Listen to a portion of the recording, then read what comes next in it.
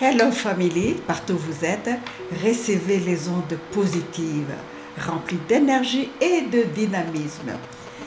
Nous allons continuer la série que nous avons commencée il y a quelques semaines, une série qui est consacrée aux croyances limitantes.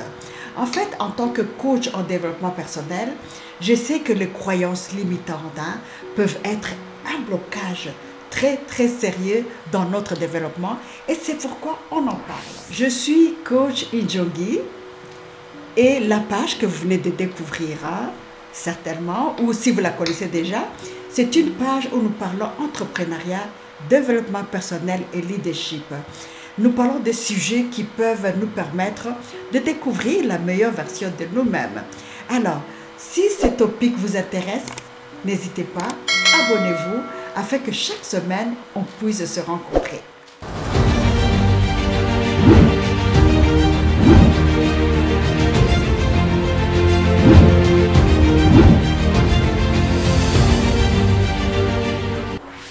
La croyance limitante que nous allons développer ce soir, c'est celle de dire « je veux être parfait ».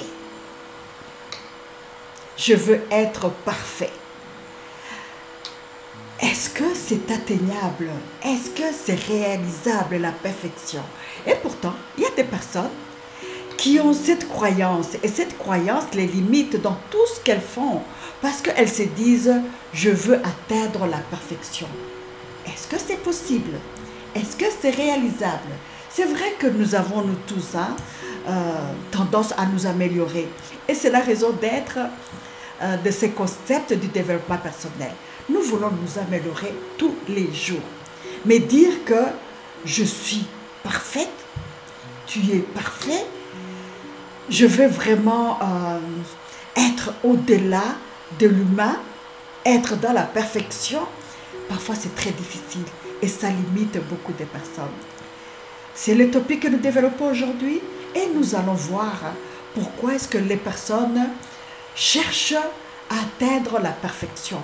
Quelles sont ces croyances qui les obligent à être parfaits? Quelles sont ces choses qui les obligent à dire « je ne suis pas ordinaire, je ne suis pas comme tout le monde, je veux atteindre la perfection ». Nous allons voir ça tout de suite. Je vais partager avec vous quelques raisons qui obligent une personne à rechercher la perfection. La première raison, c'est la pression sociale. La pression sociale, la pression des parents, la pression académique, parce que la compétition est très forte. La pression peut être très élevée et on s'est dit, si je dois répondre aux acclamations du jury, si je veux répondre aux félicitations de mes parents, je dois rechercher la perfection. Je dois être parmi les meilleurs, je dois être parmi les tops.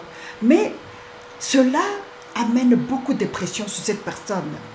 Des pressions qui peuvent même amener, on a déjà vu des jeunes gens, des jeunes filles qui arrivent même à se suicider parce que elles se disent « j'ai échoué, mes parents attendaient beaucoup de moi, alors je préfère arrêter ma vie ». C'est déjà arrivé parce qu'on recherche la perfection. Ça, c'est une des premières raisons, les pressions sociales. Le deuxième point, c'est la comparaison sociale. En fait, on veut ressembler à ceux qui ont réussi.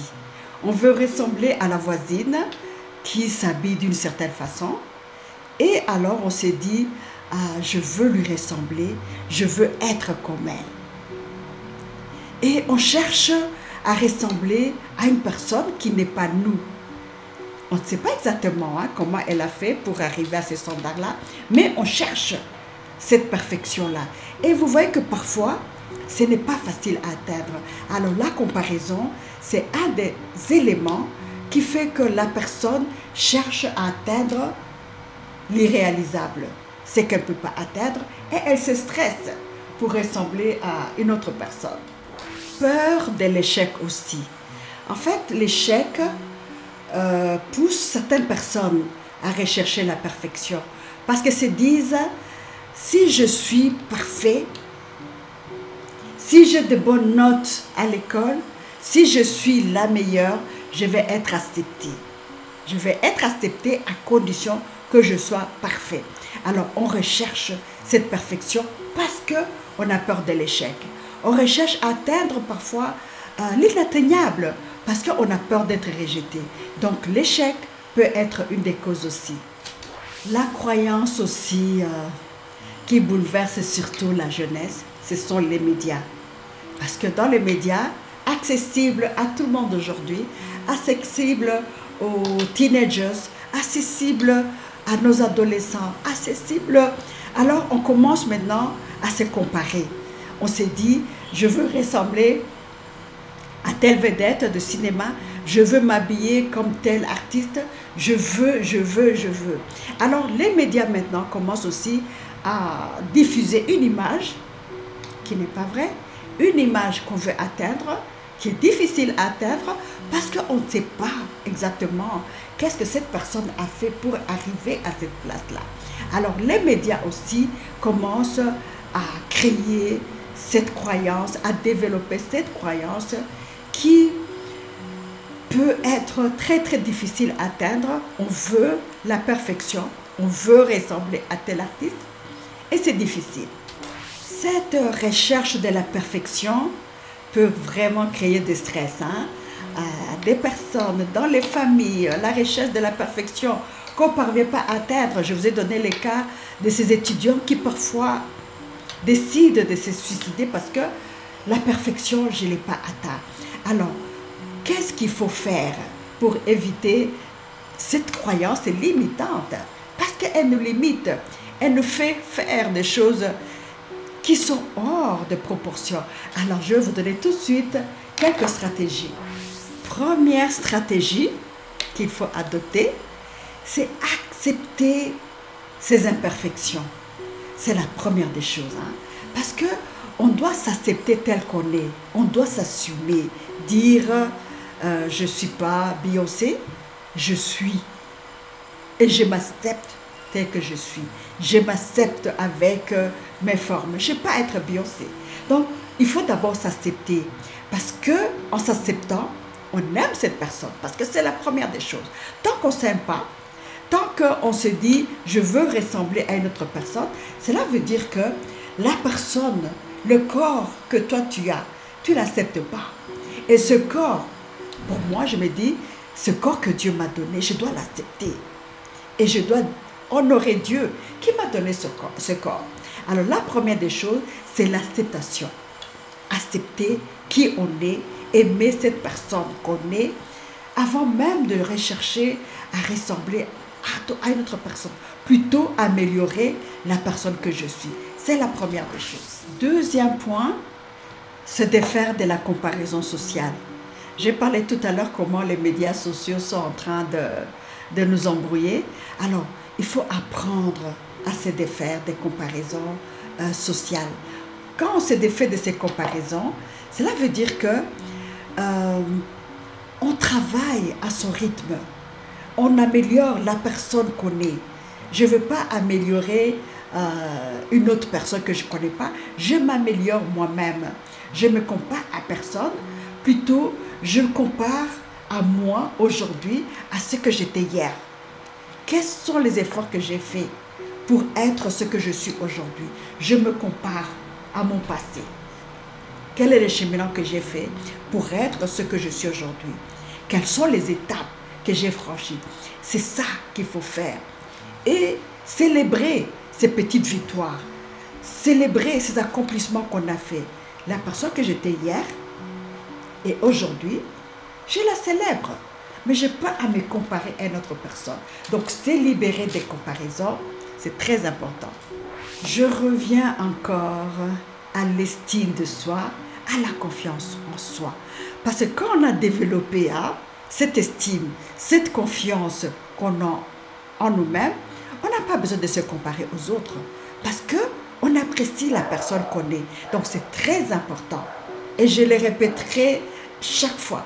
La confiance en soi, l'estime personnelle, c'est ça qui permet d'améliorer la personne qu'on est. Donc très important, développer la confiance en soi, l'estime de soi.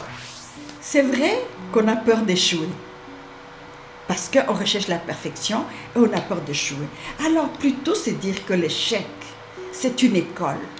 L'échec, c'est ça qui nous permet d'apprendre. C'est ça qui nous permet de reculer et de dire j'avance maintenant dans quelle direction. Parce que c'est ça le rôle de l'échec. C'est l'apprentissage. Donc au lieu de dire je dois absolument atteindre la perfection, j'ai peur d'échouer, plutôt c'est dire que l'échec va me permettre de m'améliorer. Donc, essayons de nous dire, je vais apprendre. Dernière stratégie, c'est établir les priorités. Parce que nous avons tous des priorités. Il y a des priorités où on veut atteindre l'excellence. Alors, on travaille fort, c'est vrai, pour se dire, je veux atteindre l'excellence à ce niveau. C'est normal. Bien que ce ne sera pas l'excellence jusqu'au sommet, mais on se dit, je veux atteindre l'excellence dans ce domaine-là. C'est normal. Et puis on se dit aussi, il y a des endroits, je vais travailler sur ces points-là, mais ce n'est pas pour atteindre l'excellence, mais c'est pour m'améliorer. Donc, quand on établit des priorités en disant, tel point, je dois m'améliorer, arriver à du 10 sur 10, pourquoi pas? Tel autre point, je vais arriver à du 6, du 7, pourquoi pas, mais sans trop de pression sur soi. Parce que comme je l'ai dit, atteindre l'excellence, c'est pas évident. C'est pas évident. Et puis, ce qui est important, c'est de travailler à son propre rythme. Changer ses habitudes de pensée peut prendre du temps. Mais tout ce que je dois vous dire, il faut y aller doucement, en se disant, c'est vrai, je recherche la perfection, mais je recherche cette perfection à mon rythme, sans trop de stress. C'était un plaisir pour moi d'avoir partagé ces moments d'échange, d'expérience, ce moment de partage. Alors, je vous fixe rendez-vous la semaine prochaine, mais avant cela, cliquez sur la cloche de notification et surtout, envoyez-moi vos commentaires, envoyez-moi vos suggestions, car c'est ça qui nous permet de nous améliorer chaque semaine. Alors, en attendant de nous voir la semaine prochaine, ciao, ciao!